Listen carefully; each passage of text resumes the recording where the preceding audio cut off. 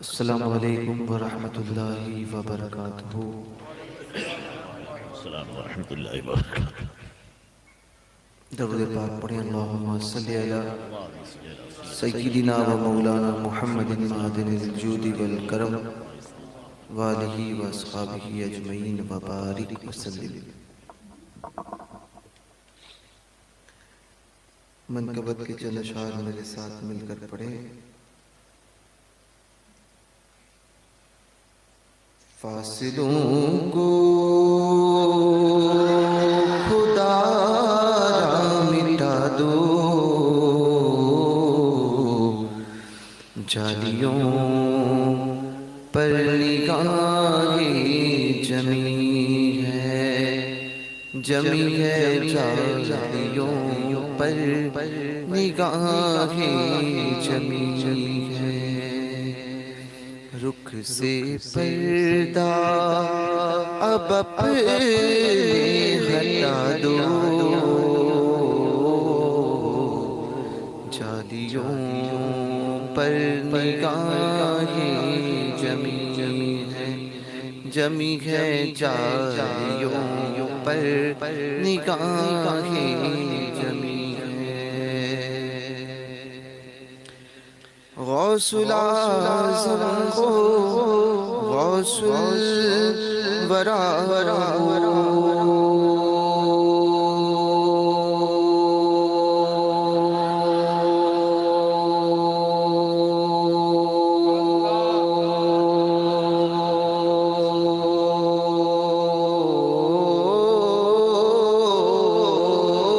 गौसुल आज़म हो गौसुल वरा नूर हो नूर सल्ले अला। क्या बयां आपका मर्तबा हो, क्या बयां आपका दस्तगीर और मुश्किल कुशा हो। आज दीदार अपना करा दो गौसे आज़म, आज दीदार अपना करा दो। जालियों पर निगाहें जमी है जालियों पर निगाहें जमी है। रुख से पर्दा अब अपने हटा दो, जालियों पर निगाहें जमी है जालियों पर निगाहें जमी है।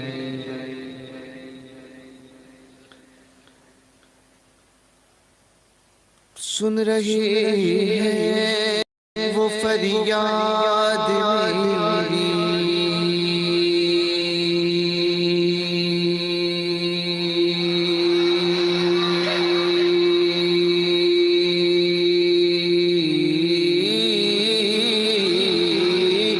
सुन रही है वो फरियाद मेरी।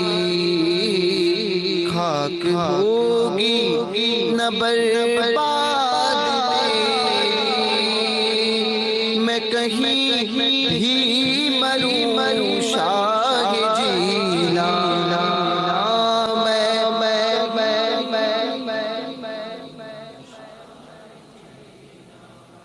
रूह पहुँचेगी बगदाद मेरी,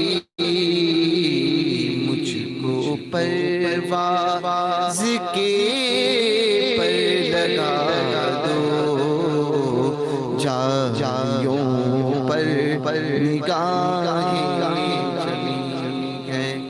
जमी है जालियों पर। फासिलों को खुदारा मिटा दो, जालियों पर निगाहें जमी है। हर वली आपके ज़ेरे पा है।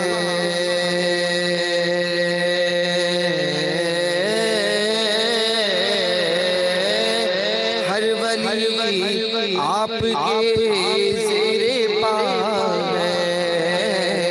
हर अदा मुस्तफा की अदा है। आपने दीन जिंदा किया है। आपने दीन जिंदा किया है। डूबतों को सहारा दिया है। मेरी कश्ती किनारे लगा दो कश्ती। जालियों पर निगाहें जमी है। जालियों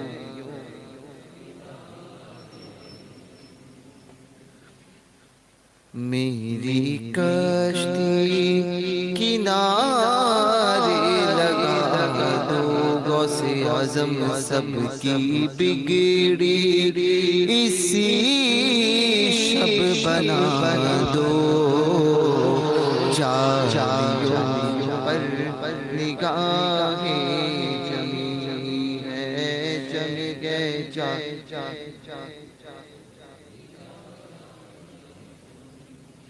और शिद्दते गम से घबरा गया।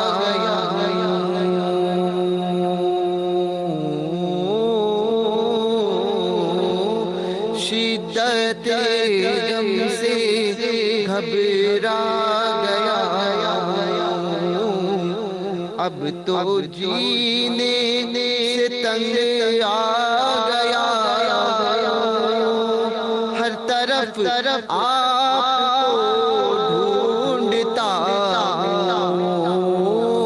हर तरफ आपको ढूंढता। और एक से पूछता कोई पैगाम है तो सुना दो। कोई पैगाम है तो सुना दो। जालियों पर निगाहें जमी है।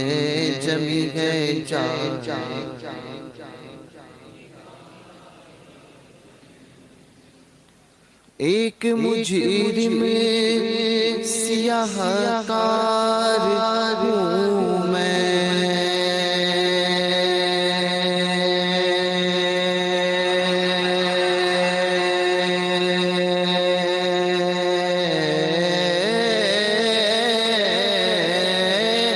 एक मुजरिम सियाहकार हूँ मैं।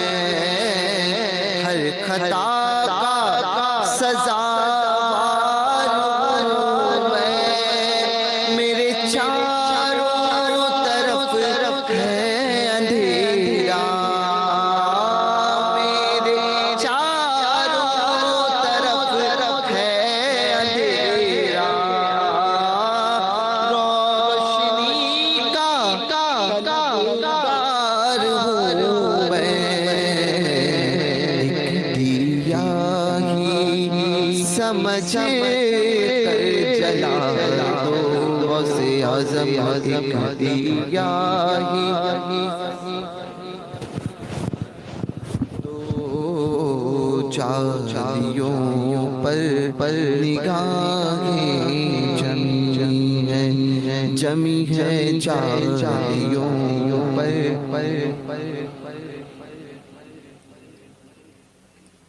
फासिलों को खुदा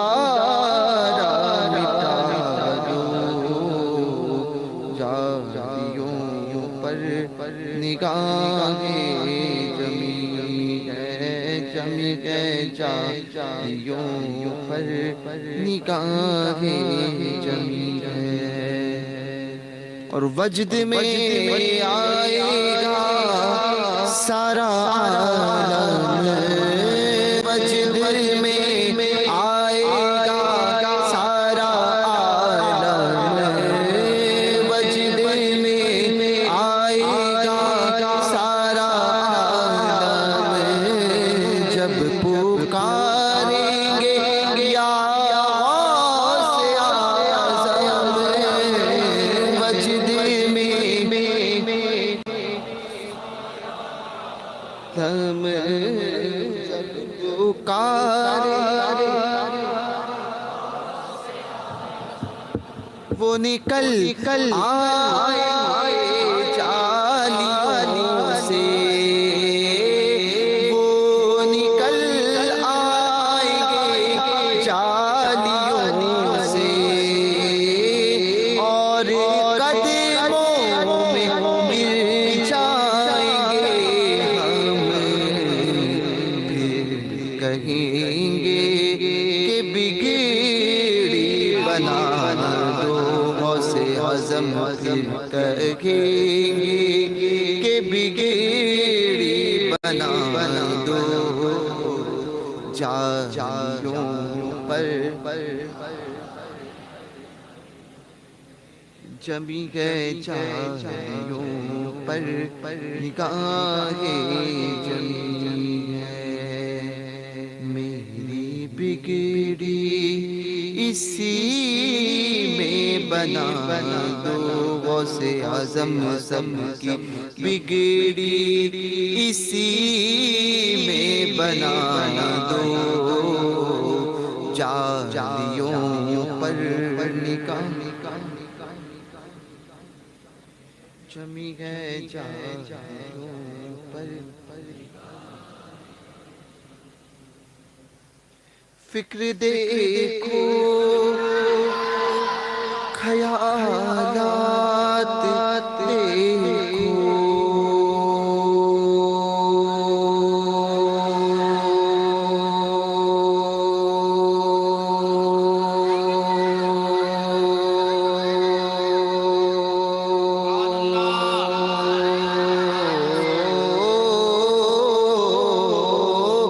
फिक्र देखो ख्यालात देखो, ये अकीदत ये जज्बात देखो। मैं हूँ क्या मेरी औकात देखो, मैं हूँ क्या मेरी औकात देखो। सामने कैसी है ज़ात देखो। अपने सर को झुका लो अदीब अपने सर को झुका लो। जालियों पर निगाहे जमी है जालियों पर। फासिलों को खुदा मिटा दो जालियों पर है जमी है जालियों पर।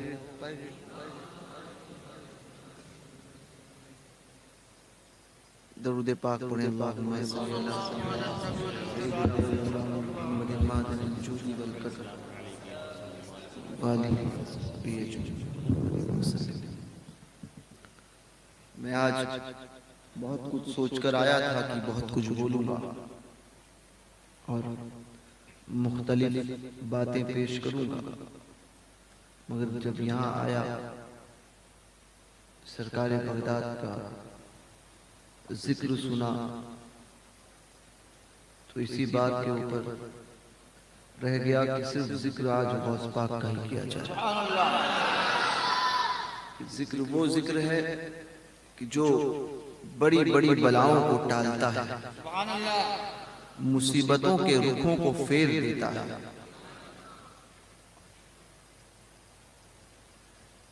गौस पाक तो वो है पल में चुटकी जो है ये भी देर से बजती है। गौस पाक वो ताकत रखते हैं कि इससे पहले, इसके बजने से पहले अपने मानने वालों की फरियाद को पहुंचे। वो गौस पाक का तसर्रुफ और वो उनका इख्तियार।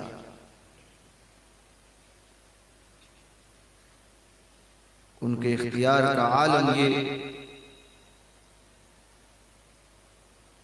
कि अगर किसी पर जलाल फरमा दे, किसी पर जलाल फरमा दे तो हलाक कर दे, और करम कर दे तो मुर्दों को जिंदा कर दे।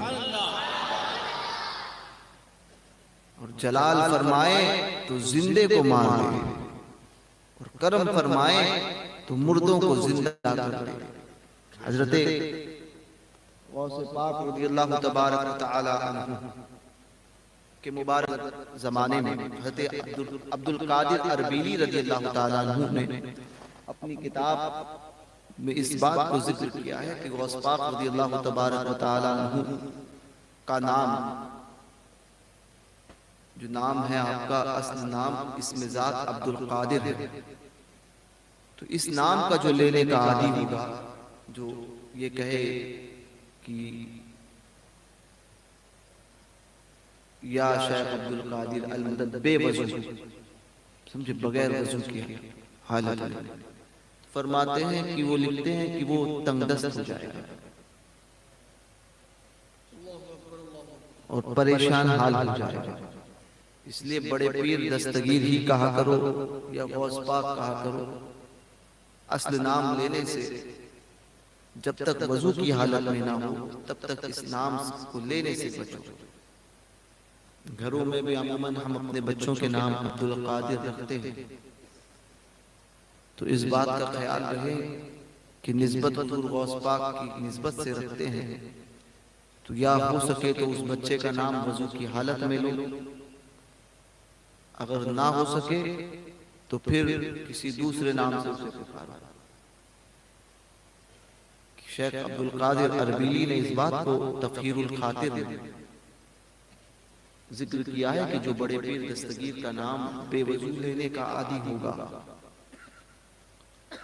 तो वो मुफलिसी उसके घर में मुफलिसी आएगी और वो परेशानियों में मुब्तला रहेगा। तो इससे परहेज करें।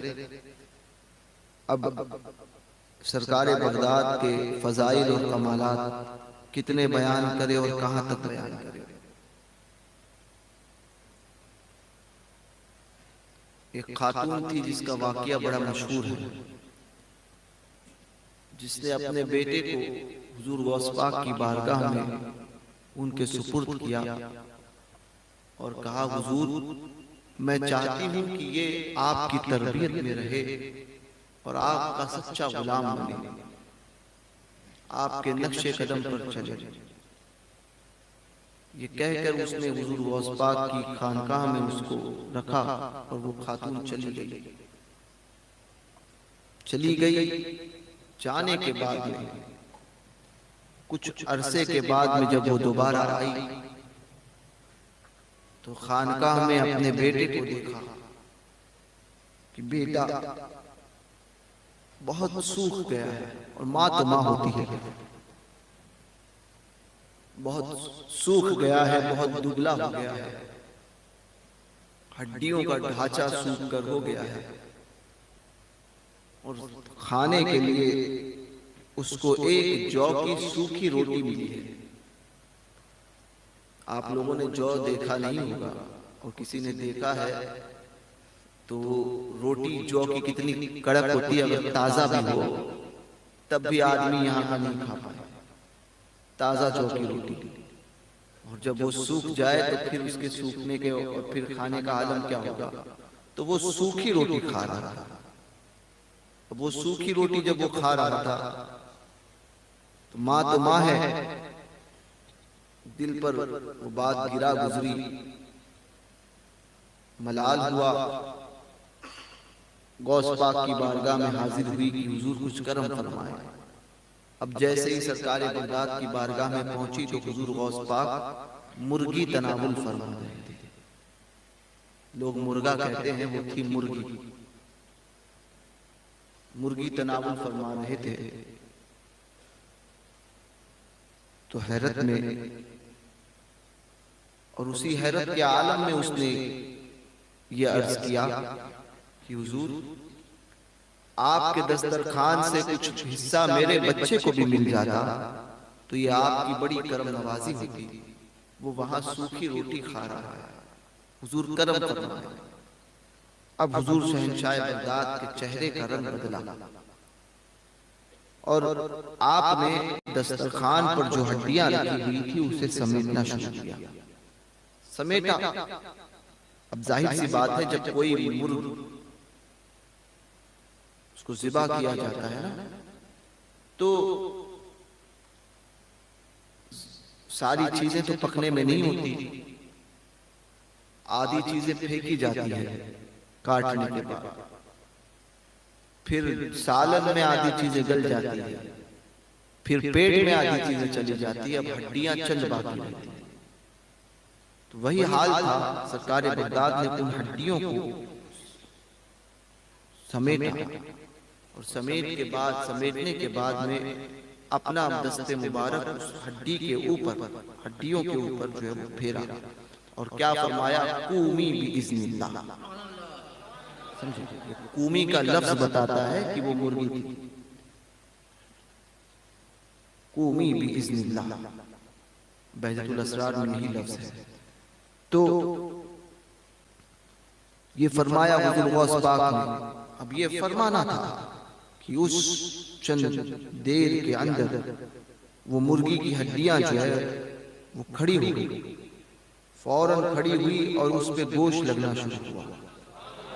देखते ही देखते वो गोश्त मुकम्मल हुआ, पर आए मुर्गी मुकम्मल बनी और फिर वो चीखती हुई, चिल्लाती हुई वहां से दौड़ी। हुजूर गौस पाक ने उस खातून की तरफ देखा और फरमाया कि तेरा बेटा जब इस मकाम पर, इस मनसब पर फाइज हो जाएगा ना, तब जो चाहे खाएगा। अब उसके लिए वही हालत ठीक है। आज होता यह है कि मदरसों में हम जाते हैं, खाते इतना है, जब इतना खाएंगे तो पढ़ेंगे कहां से। तो वो हालत फरमाया कि वो उसके लिए वही हालत ठीक है। वो मुजाहिदे के दौर से गुजर रहा है। जब इस मनसब पर फाइज हो जाएगा तो जब जो चाहे खाएगा। तो ये हुजूर गौस पाक रज़ियल्लाहु तबारक व तआला और आलम ये कि अपने मुरीदों की दस्तगीरी करने का ये फरमाते हैं, मेरा हाथ मेरे मुरीदों पर ऐसा है जैसे जमीन के ऊपर आसमान। यानी जमीन आसमान से कहीं से भी कहीं खाली नहीं होती, कहीं से भी खाली नहीं होती। आप जमीन के किसी हिस्से में चले जाएं, उस हिस्से के ऊपर आप देखेंगे तो आसमान साया किया हुआ मौजूद है। गौस पाक फरमाते हैं, मेरा हाथ मेरे मुरीदों पर ऐसे है कि जिस तरह से जमीन आसमान जमीन के ऊपर जमीन को साया किए हुए हैं, उसी तरह से मेरा हाथ मेरे मुरीदों पे साया फिगर है कि फलकवार मुरीदों पे है साया तेरा। तो ये आलम हुजूर गौस पाक, ये आलम हुजूर गौस पाक रज़ियल्लाहु तबारक व तआला अन्हु का मनाकिब और फज़ाइल इतने बेइंतहा हैं कि कोई बयान ही नहीं कर सकता। सरकार गरीब नवाज रज़ियल्लाहु तबारक व तआला अन्हु के मुतालिक मुजद्दिद अल-फिसानी का एक कौल मैंने शायद पहले बयान किया था और यहीं पे बयान किया था कि हज़रत शेख अहमद सरहिंदी मुजद्दिद अल-फिसानी ये वो बुजुर्ग हैं कि जो जिन्होंने अकबर की बादशाहियत को ललकारा था। समझे, आज हमसे एक प्राइम मिनिस्टर को ललकारा नहीं जा सकता, हम उसके लिए डरते हैं कि कहीं आके कोई पकड़ लेना। समझे, और वो जो उस वक्त जिसकी पावर, जो सुपर पावर रखता था, वो अकबर, उसकी हुकूमत को हजरत मुजद्दिद अल-फिसानी ने ललकारा था और ये बताया था कि देखो वक्त कितना भी बुरा हो, मगर हक, जबान से हक, कलमा हक निकालना नहीं छोड़ना। आज लोग डरते हैं, हमने कभी मोदी का नाम लिया तो लोग बोलते नहीं नहीं इतना सब नहीं होना चाहिए। मैंने कहा तू चुप बैठ, हमारा मनसब यही तकाजा करता है कि उसका नाम लेकर उसका रद्द किया जाए। समझे, मनसब यही तकाजा, तो तू अपने मनसब की बात कर, तेरा मनसब वो नहीं है तो तू खामोश रह। हम जिस मनसब पर बैठे हैं वो मनसब ही तकाजा करता है कि गलत को गलत कहा जाए, बुरे को बुरा कहा जाए। ये नहीं कि मीठा मीठा हप हप और कड़वा कड़वा थू थू, ये नहीं। हमने रोटियां खाई है मुजद्दिद अल-फिसानी की, बीजेपी की हुकूमत की और चमचों की नहीं खाई है। हमने अपने सरकारों की रोटियां खाई है। तो हमारा मनसब जो है वो यही हमसे तकाजा करता है कि जब बोले तब हक बोले। तो हज़रत मुजद्दिद अल-फिसानी शेख अहमद सरहिंदी फारूकी, ये 10वीं सदी हिजरी के बुजुर्ग थे। तो मुजद्दिद अल-फिसानी फरमाते हैं कि मैंने हिंदुस्तान के औलियाए कामिलीन के मर्तबे, उनके मनसब को देखना कि कौन सा अल्लाह का वली किस मनसब पर और किस दर्जे पर फाइज है। तो मैं देखने लगा, आज तो मुरीद तय करता है कि पीर साहब कौन से मनसब पर है। समझे, पीर को कुतुब बनाना, अब्दाल बनाना, ये मुरीद बनाता है कि हमारे पीर साहब कौन है। पहले तो ये नहीं होता था।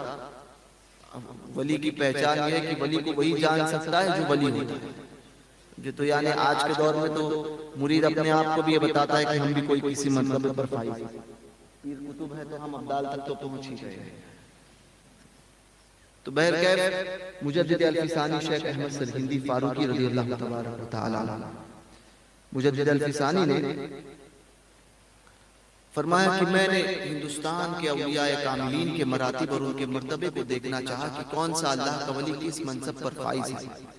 तो मैंने देखा, तो मैंने हजरत गरीब नवाज के मर्तबे को देखना चाहा कि गरीब नवाज का मर्तबा, सुल्तानुल हिंद का मर्तबा स्टार्ट कहाँ से होता है। समझे, शुरुआत कहाँ से होती है उनके मर्तबे की, और फिर उसका एंडिंग पॉइंट क्या है, खत्म कहाँ होता है। तो फरमाते हैं कि सुभान अल्लाह, पहले तो लिखा अल्लाहु अकबर, फिर लिखते हैं सुभान अल्लाह। गरीब नवाज के मर्तबे की इंतहा तो बहुत दूर की बात, यानी वो खत्म कहाँ होता है गरीब नवाज का मर्तबा, वो तो बहुत दूर की बात। मुजद्दिद अल-फिसानी फरमाते हैं मैं इब्तिदा तक नहीं पहुंच सका, यानी गरीब नवाज का मर्तबा शुरू कहाँ से होता है। मुजद्दिद अल-फिसानी जैसा उस मर्तबे की शुरुआत को नहीं पा सका कि गरीब नवाज का मर्तबा यहाँ से शुरू होता है। तो फरमाते हैं इंतहा तो बहुत दूर की बात है, मैं इब्तिदा तक नहीं पहुंच सका। ये मकाम सरकार गरीब नवाज सुल्तान हिंद का है। अब आइए, जब गरीब नवाज के मनसब को मुजद्दिद अल-फिसानी से नहीं जान सके तो कोई और क्या जान सकता है। अब गरीब नवाज से पूछते हैं, गरीब नवाज सरकार से पूछते हैं गौस पाक का मर्तबा क्या है। तो गरीब नवाज फरमाएंगे मोई के गुलाम नाम खुशुद, दर यूज़ा गिरे इकराम खुशुद, शुद्ध खाजा अज़ा के गुलाम खुशुद, दारद तलबे तस्लीम रज़ा। या गरीब नवाज, या गौसे आज़म मोई, मोई के गुलाम नाम खुशुद, मोई जो आपके नाम का गुलाम है, आपके नाम का गुलाम है। मोई के गुलाम नाम खुशुद, दर यूज़ा गिरे इकराम खुशुद, और आपके इकराम का तलबगार है। दर यूज़ा गिरे इकराम खुशुद, शुद्ध खाजा अज़ा के गुलाम खुशुद। और ये आप ही का करम है कि मुझ जैसे मंगते को मंगते से खाजा बनाया। ये आप ही की गुलामी का सदका है कि मुझ जैसे गुलाम को गुलाम से ख्वाजा बनाया। दारत तलबे तस्लीम और रजा, और आपकी तस्लीम और आपकी रजा का तलबगार है। ये सरकार गरीब नवाज फरमाते हैं किस बारगाह में? गौस पाक की बारगाह में। इसीलिए मेरे आला हजरत फरमाते हैं सर भला क्या कोई जाने कि है कैसा तेरा, औलिया मलते हैं आंखें वो है तलवा तेरा। औलिया मलते हैं आंखें वो है तलवा तेरा। आपने यूसुफ मिस्री को सुना, गौस पाक रज़ियल्लाहु तबारक व तआला अन्हु का एक बड़ा आशिक था। इससे पहले मैं कश्मीर का एक वाक़या बताता हूं। तो मैं खुद जहाँ पे जाता हूँ मेरा काफी कयाम रहता है उस घर में, तो बड़ी प्रॉपर्टी है, पहाड़ के पहाड़ जो है वो उनके हैं पूरे, तो पूरे के पूरे पहाड़। और ये अपने इधर जो पहाड़ दिखते हैं ना, उसका पोता होगा वो पहाड़, समझे, परपोता। जिस पहाड़ को हम देखते हैं वो परपोता होगा, समझे, उस परदादा है वो पहाड़, इतना बड़ा होता है। जब उसको जाकर देखोगे तो आप बोलोगे कि वाकई हम महाराष्ट्र के जिस पहाड़ को देखते हैं वो परपोता है। इतने छोटे छोटे उसके सामने से बच्चे लगे, तो इतने बड़े बड़े पहाड़, तो पूरा एक पहाड़ है, बहुत बड़ा पहाड़, तो पूरा पहाड़ जो है उनका। तो मैं जाता हूँ तो उनके घर पे कयाम एक दो दिन रहता है मेरा। मैंने पूछा, बात निकली तो कहा कि हजरत 11वीं शरीफ बड़ी धूम से करते हैं, और कश्मीरियों की आदत होती है अगर किसी बड़े को, बुजुर्ग को, किसी पीर को, किसी सैयदजादे को या किसी आलिम को और कोई नजर भी पेश करते हैं ना, तो वो ये कहेंगे कि ये नहीं कहेंगे कि ये नजराना है। जब पेश करेंगे तो वो ये कहेंगे कि हुजूर ये 11वीं है, 11वीं रख लीजिए। ये गौस पाक की मोहब्बत, हुजूर ये 11वीं है, 11वीं शरीफ है, 11वीं रख लीजिए। और दूसरी मोहब्बत का आलम है कि गौस पाक फरमाते हैं अनल हसनी अनल जीली यू अनल जीली मुहियुद्दीन इस्मी। अनल जीली, मैं जीलान का रहने वाला हूं, मुहियुद्दीन मेरा नाम है। अनल जीली यू मुहियुद्दीन इस्मी व आलामी अला रासिल जिबाली, और मेरे नाम के झंडे पहाड़ों की चोटियों में लहरा रहे हैं। मेरे नाम के झंडे पहाड़ों की चोटियों में लहरा रहे हैं। मैंने इसका मुशाहिदा खुद कश्मीर जाकर किया, समझे, गौस पाक के नाम के झंडे पहाड़ों की चोटियों पर, वो पहाड़ जो पहाड़ 5-5 किलोमीटर 6-6 किलोमीटर चल के जाना पड़ता है। मैं चढ़ के गया 6 किलोमीटर पहाड़ चढ़ के, रास्ता नहीं था तो चढ़ के जाना पड़ता था। 6 किलोमीटर के बाद में पहाड़ के टॉप एकदम एंड पॉइंट पर, एकदम कोने पर, टॉप पर किसी एक का घर होगा, तो दूसरा घर फिर 5 किलोमीटर की दूरी पर, या दूसरा घर आधा किलोमीटर की दूरी पर, ऐसे एक एक घर। तो वो उन पहाड़ों में से बास बूढ़े ऐसे भी देखे कि जिन्होंने आज तक गाड़ी नहीं देखी, इस दौर की बात कर रहा हूं, और बाज ऐसे हैं कि जिन्होंने गाड़ियां तो देखी है मगर डर के मारे जिंदगी में कभी बैठे नहीं, कि कभी नीचे नहीं चले जाए। और कश्मीर में गाड़ी में बैठने के बाद में वही ख्याल आता है कि अगर गई तो डायरेक्ट पाकिस्तान में मिलोगे, नीचे खाई, समझे, ऐसी खाई वो नीचे दरिया बहता रहता, और डीप खाई, और दरिया इतने फोर्स में कि गया तो गया डायरेक्ट वहीं पर मिले। तो हम तो बह के जाने वाले लोग नहीं हैं, हम अपनी जमीन में ही रहते हैं, बह के कोई दूसरा जाता है, हम मरते भी यहीं पर बह के नहीं जाते। तो हज़रत वहां पर मैं गया तो गौस पाक रज़ियल्लाहु तबारक, तो उनके उनमें से बाज ऐसे भी मिले कि जिनको पूछा कि 11वीं शरीफ मिलाद क्या है पता है, तो वो मिलाद को जानते नहीं थे, मगर गौस पाक की 11वीं को जरूर जानते थे। मिलाद लेकिन 11वीं जरूर पता है।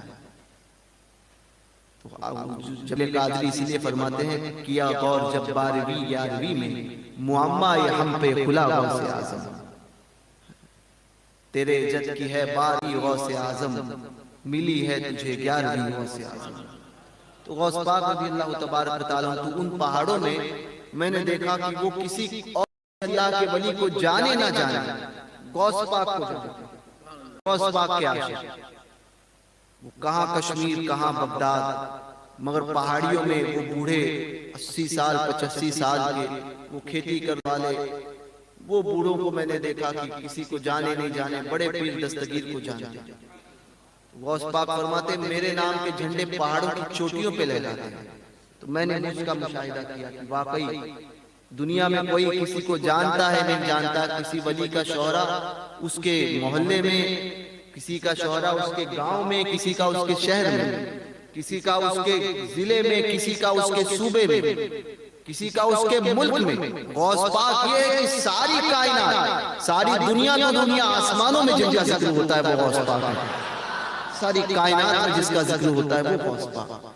तो उस घर में कश्मीर के में गया तो उन्होंने कहा कि हम लोग 11वीं, और ऐसा है कि मैं जब जाता हूं तो सिर्फ ये कि गौस पाक की खून का जो कि गौस पाक का खून मेरी रगों में दौड़ रहा है, इसकी वजह से वो इतना अदब करते हैं कि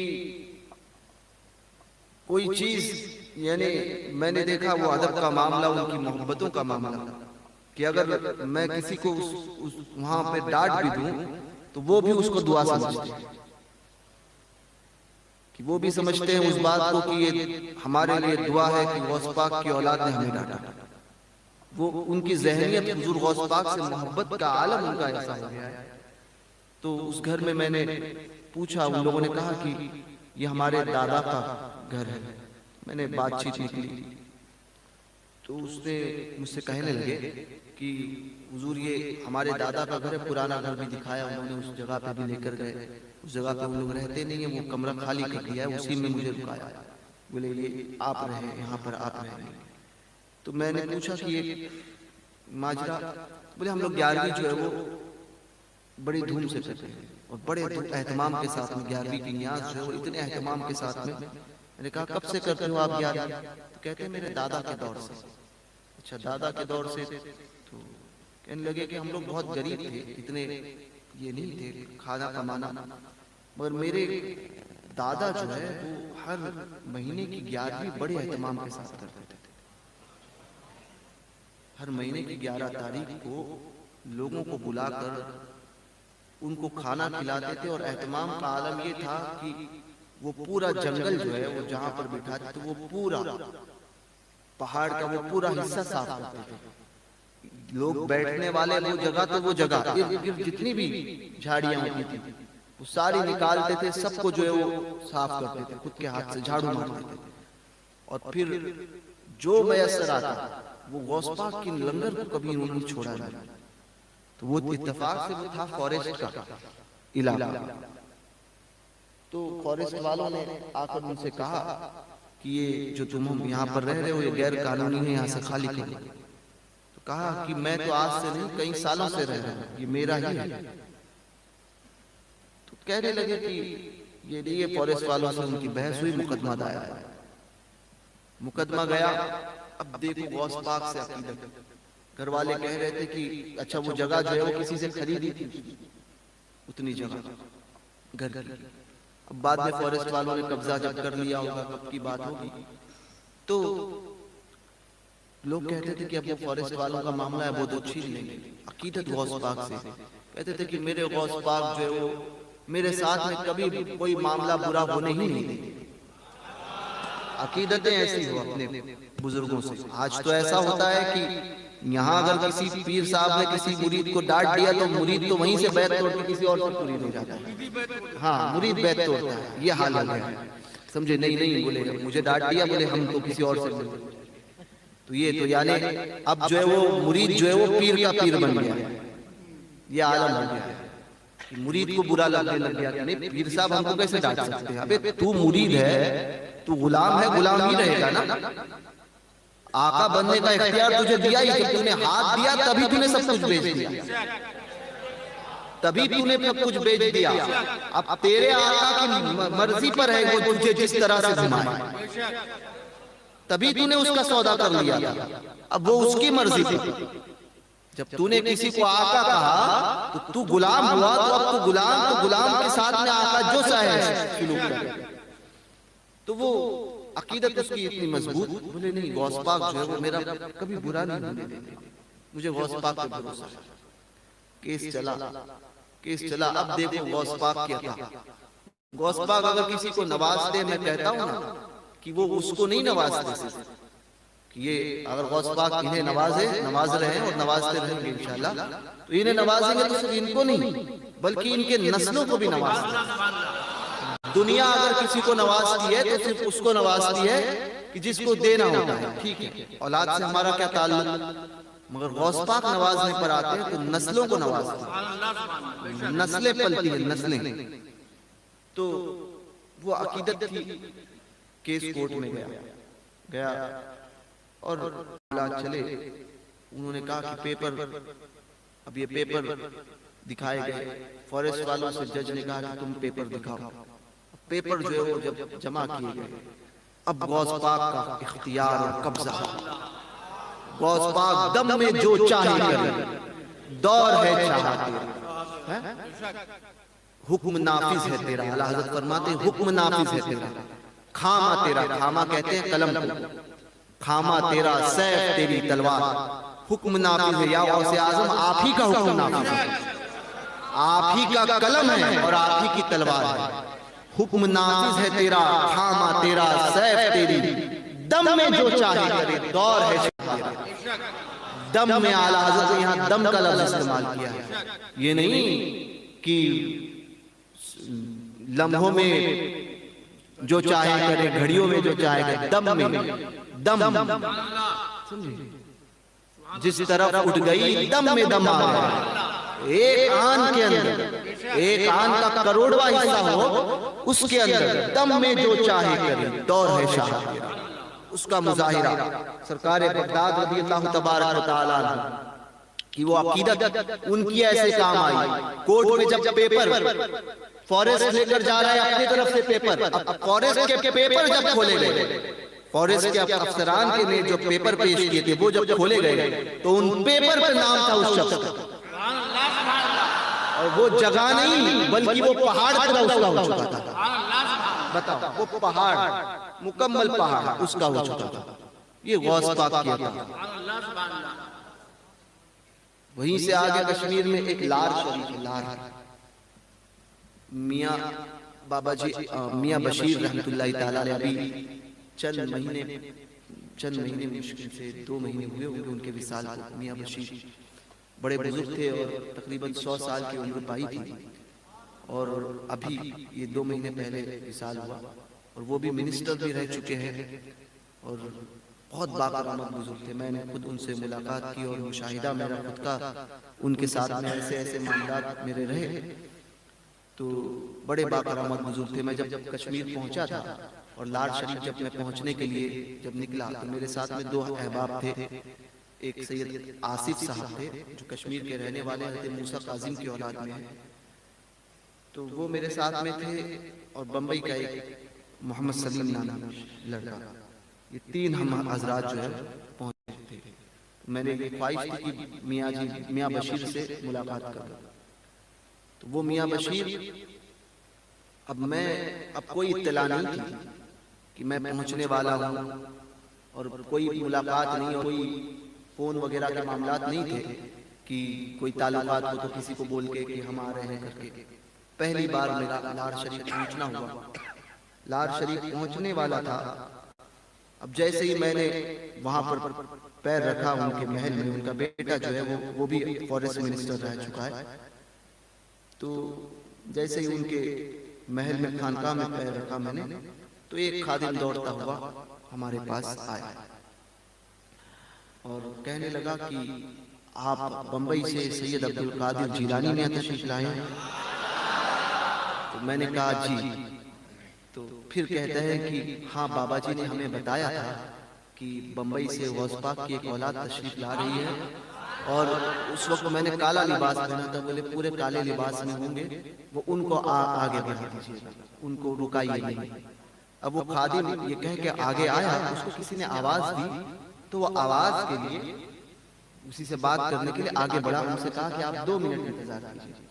वो 2 मिनट थे क्या, इतने में फिर दूसरा खादिम आया, बाबा जी ने उनसे कहा कि वो गौस पाक की औलाद आई है, वो हमारे दरवाजे पर खड़े हैं, 2 मिनट से गौस पाक की बारगाह में हम मुंह क्या दिखाएंगे।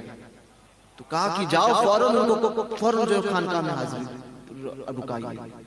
तो अब वो दौड़ते हुए आया और फिर दूसरे खादिम से कहा कि तुमने इनको रुकाने की जसारत कैसे की। बाबा जी ना, अब ये बाबा जी से मेरी मुलाकात नहीं, ये सारे मामला। अब फिर आम जो है वो मेहमान खाने हैं, उस आम मेहमान खाने में वो मुझे लेके जाने लगे। तो इतने में फिर अब ये भी नहीं पता, तो उन्होंने कहा कि रुकाना है, तो बोले वो मेहमान खाने में, फला मेहमान खाने में रुका दीजिए। तो फिर उन्होंने अपने दूसरे खादिम को भेजा और फिर वो खादिम दौड़ता हुआ आया और कहा कि बाबा जी ने कहा है कि इनको आम मेहमान खाने में नहीं, इनको उस मेहमान खाने में रुकाना है जिस इनको वहां रुकाना है जहां पे हमारे दादा मियाँ जी अब्दुल्ला लारवी रहमतुल्लाहि ताला अलैह महवे इबादत करते थे।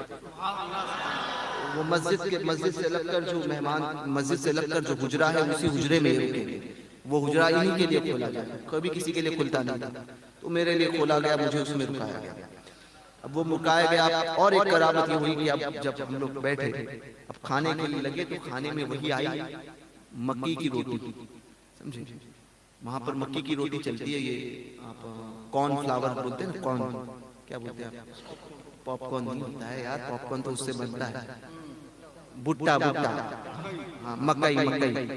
तो मकई की रोटी जो है, तो वो रोटी वो भी ऐसी कड़क होती है जो दूसरी जौ होती है, समझे। देखो तो आप देख के बाद में बोलोगे कि यार ये क्या मिला है, मकई की रोटी और उस पे इतनी बड़ी वो लाल चटनी कि वो यहाँ का खानदेशी ठेसा उसके सामने फेल हो जाएगा, समझे। वो उस लाल चटनी का बेटा नजर आता है, समझे। वो इतनी सख्त चटनी वो उसके ऊपर डाली हुई। अब वो खानका की जो वहां पर नियाज में खाने में वही आता है, जो भी आता है वहां पर, तो उसको वही मकई की रोटी और ठेसा, वो लाल वाला, वो कोल्हापुरी ठेसा भी आपने खाया होगा, तो वो भी फेल है उसके सामने। तो वो वहां पर हमने, अब मैंने देखा, मैं देख के मुस्कुरा दिया। मुस्कुराने के बाद में मैंने एक रोटी का टुकड़ा तोड़ा और सैयद साहब जो थे, सैयद आसिफ साहब, मैंने कहा सैयद साहब खाइए, अब हम सैयदों को भी यहाँ पर यही खाना मिलेगा। ये अजराए मजाक मैंने कहा कि ये मोहब्बत के ताल्लुक से सैयद साहब ने कहा कि देखिए अब हम सैयदों के दिन कैसे आ गए कि हमको यही खाना है। चलिए आज मैंने कहा कि अपने जद की सुन्नत अदा करते हैं, अपने आबा व अजदाद के तरीके पर अमल करते हैं। अब ये कहे कि मैंने एक लुकमा डाला ही था अपने मुंह, डाला ही था कि इतने में एक दूसरे खादिम, जो खादिम खाना लेकर आया था, वो बैठा हुआ था। दूसरा खादिम दौड़ते हुए आया और कहा कि तुमने इनको क्या खाना दे दिया। कहा कि बाबा जी ने कहा है कि इनको ये खानकाह का खाना नहीं, इनको हमारे घर से खाना आएगा। वो जो रसोई में हमारे खाना बनेगा वही खाना इनको मिलेगा। इनको ये रोटी की इनके खाने के लिए नहीं है, इनको वो खाना है मिलेगा जो इनके जद्दे आला का सदका हम खाते हैं। तो फिर वो खाना मेरे सामने से उन्होंने लिखा। अब हम जो मजाक कर रहे थे और बाबा जी ने वो बात कह दी थी कि ये वही खाना खाएंगे जो हमारे घर में बनेगा। तो फिर 5 मिनट में हमारे लिए मुर्गी का सालन और अलग अलग तरीके से पूरा जो दस्तरखान भरा हुआ, मिठाइयाँ ये वो, और कहा कि बाबा जी ने कहा है कि आपके लिए वो रोटी नहीं है बल्कि आपके लिए तो यही है, आपकी शान यही है। तो फिर वो खाना हमने खाए। अब ये करामत देखी। अब फिर वहां से निकला, मैंने कहा कि मुझे मुलाकात करनी है उनसे। अब ये मैं बात कर रहा था खादिम से, खादिम कहता है कि मैं जाकर बोलता हूँ कि हजरत जो वक्त देते तब मुलाकात करेंगे। तो इतने में हजरत ने दूसरे खादिम को भेजा और कहा कि बाबा जी ने कहा है कि आप जहमत गवारा ना करें, हम खुद तशरीफ लाएं। ये चौथी उनका कश्फ मैंने देखा। अब वो तब तक मैं कहा कि तब तक उनके दादा के मज़ार पे हाजिरी देने के लिए आता हूँ। अब उनकी दादा के मज़ार पे मैं हाजिरी देने के लिए गया।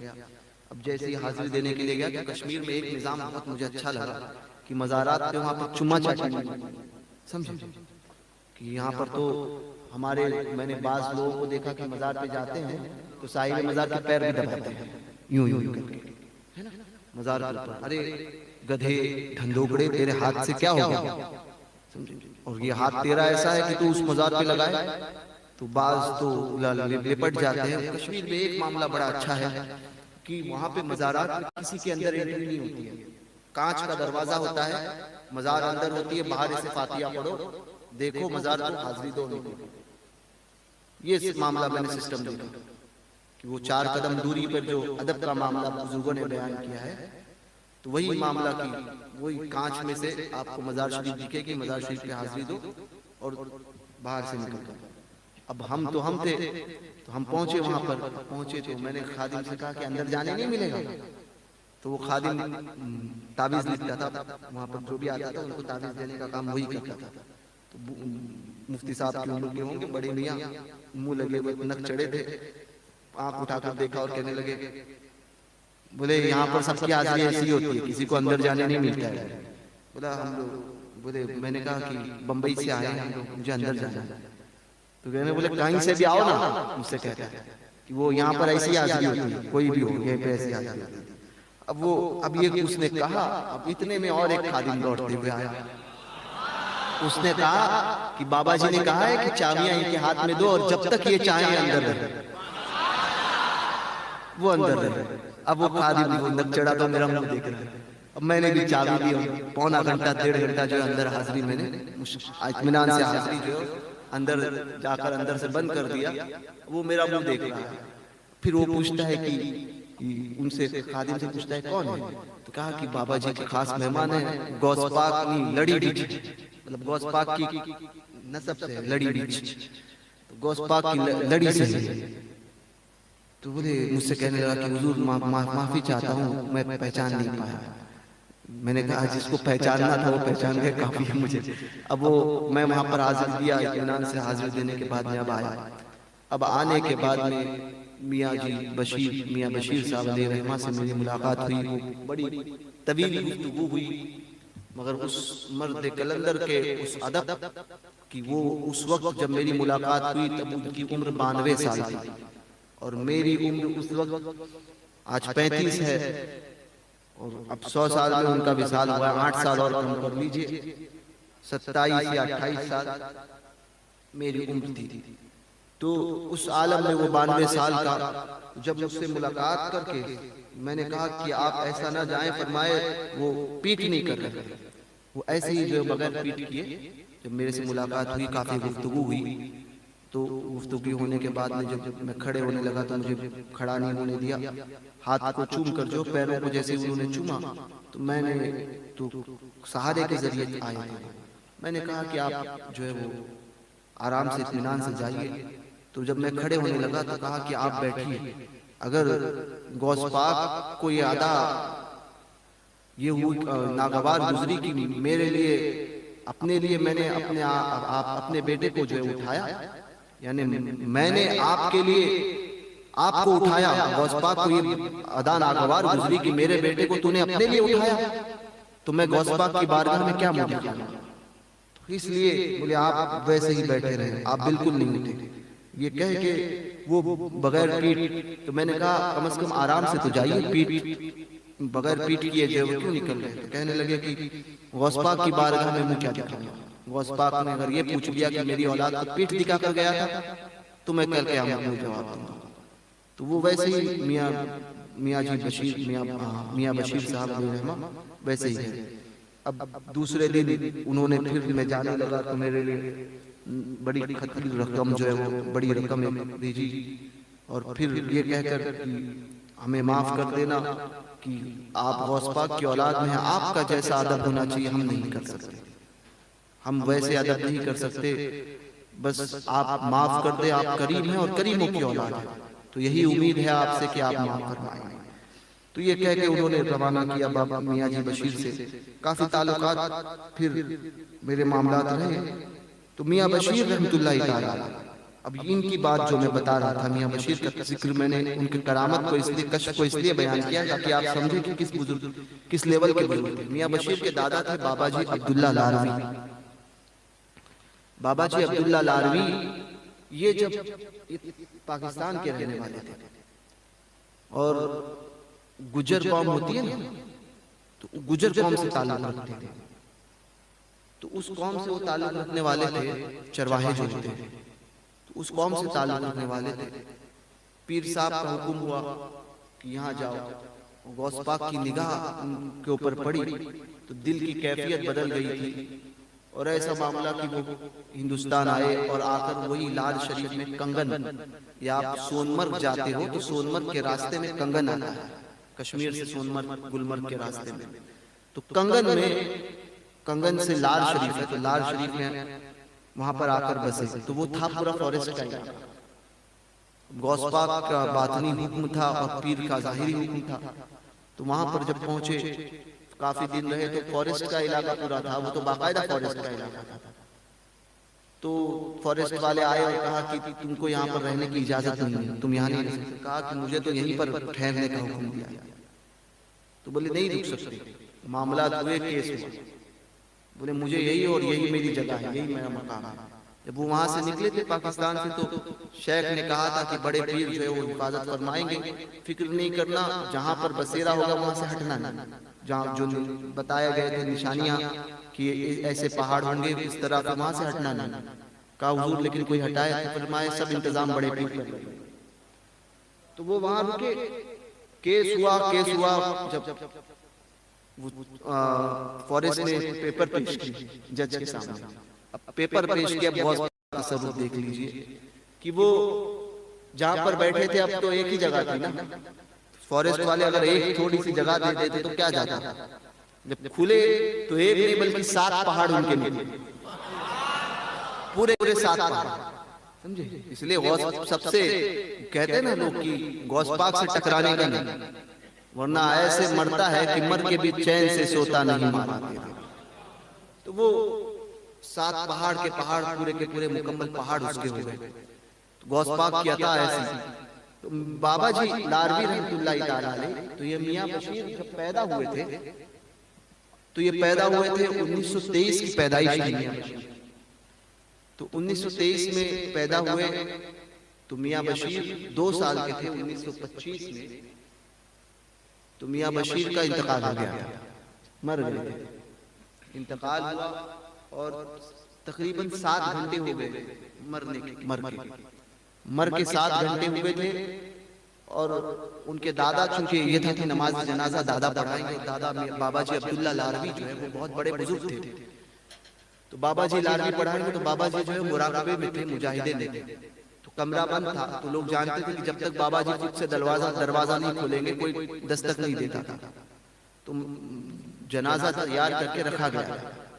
अब बाबा जी अपने मुराकबे से, अपने औराद वज़ाइफ से फारिग हुए, दरवाजा खोला, आए तो पता चला कि पोते का विसाल हो गया, इंतकाल हो गया है, और 8 घंटे या 7 घंटे हो गए। तो देखा पोते की तरफ, एक ही पोता, क्योंकि एक ही बेटा था और एक ही पोता। तो देखा उसकी तरफ, हाथ में लिया और कहा कि इसको मेरे हुजरे में रखो, मैयत को। तो हुजरे में रख दिया और कहा कि अब जब तक मैं ना कहूं, जो कोई दस्तक नहीं देना, जब तक मैं ना कहूं दरवाजा नहीं खोलना। ये कहकर बाबा जी अब्दुल्ला लारवी फिर कमरे में चले गए, दरवाजा बंद। और फिर 8 घंटा जो अंदर कमरे में, 8 घंटा कमरे में, 6 घंटा इंतकाल या 7 घंटा इंतकाल को हो गया था, गुस्ल हो गया था, मैयत तैयार थी, ठीक है। फिर अंदर लेकर गए, 8 घंटा हो गया। कितना वक्त हुआ? 7 और 8 13 घंटे, 15 घंटे के बाद में, यानी 8 घंटे के बाद में फिर जब दरवाजा खुला है, तो बाबा जी अब्दुल्ला लारवी अपने पोते को उंगली पे ऐसे उंगली पकड़ाए हुए चलाते हुए लेके आ रहे। वही जिनसे मेरी मुलाकात हुई, और जो तो बाद में उन्होंने 100 साल के ऊपर की उम्र पाई। तो मियां बशीर के ताल्लुक से तो पूछा गया कि बाबा जी ये कैसे हुआ? अब गौस पाक देखिए, गौस पाक अकीदत मजबूत होना तो गौस पाक सब कुछ करते हैं, समझे। क्या नहीं जो गौस पाक के दस्ते कुदरत नहीं है। आपको आपके दस्ते मुबारक में, कब्जे आपके दस्ते पाक में क्या नहीं है जो आप जिसको बदल नहीं सकते। अल्लाह ने तमाम इख्तियारात, बंदा कादिर का भी है, कादिर भी है, अब्दुल कादिर, सिर्र ज़ाहिर भी है, बातिन भी है, अब्दुल कादिर। वो गौस पाक फरमाते हैं बाबा जी अब्दुल्ला लारवी ने फरमाया कि इसका तो इंतकाल हो चुका था, मैं इसको लेकर पहुंचा गौस पाक की बारगाह में और औलियाए कामिलीन की भीड़ लगी हुई थी। सब हर वली अपने अपने मसाइल लेकर गौस पाक की बारगाह में आया। तो मेरा मसला पहुंचते पहुंचते इतना वक्त लग गया और जब मैं पहुंचा गौस पाक की बारगाह में तो गौस पाक ने निगाह से देख लिया और मेरा पोता जिंदा हो गया। पोता जिंदा हो गया। गौस पाक क्या नहीं कर सकते। गौस पाक तो वो है कि सरकार तो सरकार है, मेरे आका तो फिर मेरे आका है। सरकार की अता से हुजूर गौस पाक को अल्लाह तबारक व तआला ने वो ताकत और वो कुदरत अता फरमाई है कि जहां में उनकी चलती है वो दम में क्या से क्या करते, जमीन को आसमां करते, सुरैया को सरा करते। जो चोरों को पल में वली बना दे, जो चोरों को वली बना दे, एक निगाह डाल दे तो जिंदगी तब्दील कर दे। बाबड़ा कहने लगा कि तुम्हारा ये इख्तियार औलिया होता है। मैंने कहा हाँ होता है। बोले नहीं होता। मैंने कहा तेरी जमात में नहीं होता, हमारी जमात में सब। तेरी जमात में कोई वली पैदा ही नहीं हुआ और ना कभी होगा, तो तेरी जमात में हो नहीं सकता। हमने कहा हम सुन्नी है ना, सुन्नी के नसीब में अल्लाह ने वलियों को रखा, सुन्नी के नसीब में ही वलियों को रखा है। तो सुन्नी के औलियाए कामिलीन जो है ना, तुम्हारे नजदीक तुम्हारा वली कोई है ही नहीं। और जिसको तुमने खींचतान के बनाया वो भी तो ऐसा निकला कि जो कौवे को जायज करार दिया, वो भी इख्तियार का मालिक नहीं निकला। तो वो तो तुम्हारा नसीब है। सुन्नी के नसीब में तो गौस पाक जैसे औलियाए कामिलीन जो एक निगाह से लोगों की तकदीरों को बदल देते हैं, वो गौस पाक है। तो अपनी अकीदतों को हुजूर गौस पाक के मुतालिक इतना मजबूत करके रखो ना, इतना मजबूत करके कोई भी आपके इस मियार को जो है ना हिला नहीं सकता। अकीदत के मियार इतना मजबूत करके अपनी अकीदतें जब आपका याद रखिए, पीरी मुरीदी का मामला भी ऐसा ही है। आपका आपके पीर से जब तक रिश्ते अकीदत सलामत है तब तक आपकी पीरी मुरीदी सलामत। जिस दिन रिश्ते अकीदत पीर के साथ में टूटा, पीरी मुरीदी बगैर कहे टूट जाएगी। तो अपने अकीदत के मियार को बुलंद करो और अपनी अकीदतें गौस पाक के मुतालिक मजबूत करके रखो। फिर देखो हुकूमतें कैसे तुम्हारे कदमों में आती है। समझे, आज हालात खराब है। मैं सिर्फ यही कहूंगा कि खत्मे कादरिया पढ़ने का मिजाज डालो। हर घर में, हर मोहल्ले में रोजाना खत्मे कादरिया की महफिलें, रोजाना खत्मे कादरिया होता रहे। उसके साथ साथ गौस पाक का कसीदा गौसिया जाए, हर रोज हर मस्जिद में पढ़ा जाए। कम से कम 3 मरतबा पढ़ने की आदत डाल। फिर देखना कि ये जो तुम्हें आंख दिखा रहे हैं वो कैसे उखड़ के खत्म हो जाता। फिर देखो, मगर अकीदतें मजबूत रखना, अपने अमाल को सही करो। फिर देखो गौस पाक का फैजान कैसे तुम पर बरसता है। अल्लाह तबारक व तआला कहने सुनने से ज्यादा हमें अमल की तौफीक अता फरमाए। दौरान गुफ्तगू अगर मुझसे कोई गैर शरई कलिमात मेरी जबान से निकले हो या कोई ऐसे कलिमा, कोई ऐसा कलमा निकला हो जिस पर शरीयत की गिरफ्त हो, तो मैं इन उलमा सादात की मौजूदगी में, आप तमाम हाज़रीन मजलिस की मौजूदगी में तौबा करता हूँ। मेरे साथ आप भी इसलिए तौबा कीजिए कि अगर मेरे किसी गैर शरई कलिमात पर आपने हामी बनी हो तो उससे भी आप तौबा कीजिए। पढ़ें अस्तगफिरुल्लाह रब्बी मिन कुल्ली ज़म्बिन व अतूबु इलैह, ला इलाहा इल्लल्लाह मुहम्मदुर रसूलुल्लाह सल्लल्लाहु अलैहि वसल्लम।